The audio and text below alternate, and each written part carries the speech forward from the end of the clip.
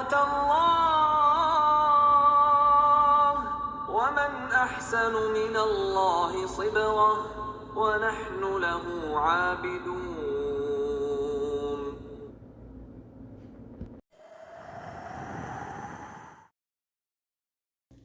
Assalamu alaikum wa rahmatullahi wa barakatuhu, my dear children. Have you ever been in a situation where something was about to fall on you, but it missed you? Or you were about to fall really badly, but didn't? Or you were about to be in an accident, but then you were saved? And have you ever wondered what prevents those things from happening? It is Allah. It is always Allah who saves you. He is Al Hafeez Al Hafeez, the protector, the one who protects always and all the time.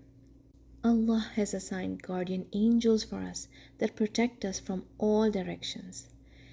There are angels assigned to us, guarding us from the front, from our sides, from behind us. And Allah Ta'ala talks about that in the Quran many times. And scholars explain, there is no person who does not have an angel appointed to protect him when he's asleep and when he's awake. There is nothing that comes to that person, but the angels tell it to clear off, except that which Allah Ta'ala permits. Once a man came to Ali bin Abi Talib and said that a group from another tribe are coming to kill you. Ali bin Abi Talib said, with every man there are two angels who protect him from everything that Allah Ta'ala has not ordered for him. But when Allah Ta'ala's order comes, they withdraw and do not stand between him and it. And everybody will live as long as Allah Ta'ala wants. Rasulullah Sallallahu Alaihi Wasallam told us that everybody who goes to sleep at night in the state of wudu, like if they make wudu and they go to sleep at night, then there will be an angel staying with him in his bed, and every time that person turns, then that angel will make dua for him. Rasulullah sallallahu alaihi wasallam also told us that whenever we leave our house, we should say, Bismillahi tawakkaltu ala Allahi la hawla wa la quwwata illa billah, which means, in the name of Allah, I trust in Allah, for there is no movement or might but in Allah. If a person says that, then it will be said to him by the angels that you have been guided and sufficed and protected, and the shaitan will stay far away from him. And the shaitan will say to one another, how can you deal with a man who has been guided and defended and protected? So these angels protect us when we leave the house after we recite this dua. But you know who's the greatest and the best and the strongest protector of all? The one who appointed these angels. That is right, it is Allah, Al-Hafidh Al-Hafeez, the guardian, the protector, the one who always protects us. These names also have the meaning of remembering and not forgetting. When you're protecting something, you're also remembering it. You don't forget about it. It also means to the watcher, the one who's fully aware, the one who does not forget, the one who preserves, the one who is diligent, the one who is a guardian, and the one who is a defender.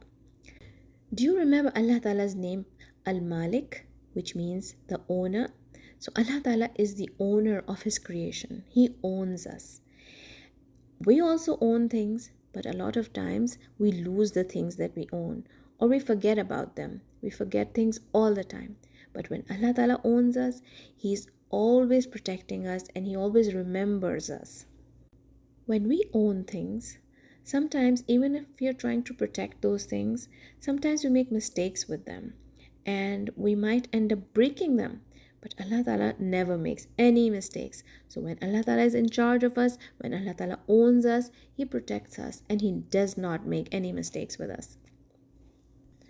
When Allah Ta'ala is protecting us, He's also given us the ability to do certain things to protect ourselves as well. He's given us the choice also to make the right decisions, even though He is the ultimate protector. And He eliminates a lot of harm from us, and He also appoints angels to protect us. He has also given us the ability to think and to make the right choices and to do things to protect ourselves. So we know not to play with the fire, we know to follow the traffic rules, we know not to do dangerous things and to climb on things that are dangerous. We know to stay away from harmful chemicals in the house. We know we should listen to our parents and we should listen to our teachers because they're older than us and they tell us what is the right thing to do. So, what should we do? We should also look after ourselves and we should guard our prayers as well. We should make sure that we're praying on time and that we're praying properly, and we should ask Allah for His protection. We should also guard the limits of Allah. If Allah Ta'ala has told us not to do something, we should make sure that we're not doing that thing. If Allah Ta'ala has told us to do something, we should make sure that we are doing that thing. We should also try to memorize the Quran and make sure that we are revising our hifz, because Allah Ta'ala loves that from us. And we should also do a lot of dhikr of Allah and remember Him just like He remembers us. إني توكلت على الله ربي وربكم ما من دابة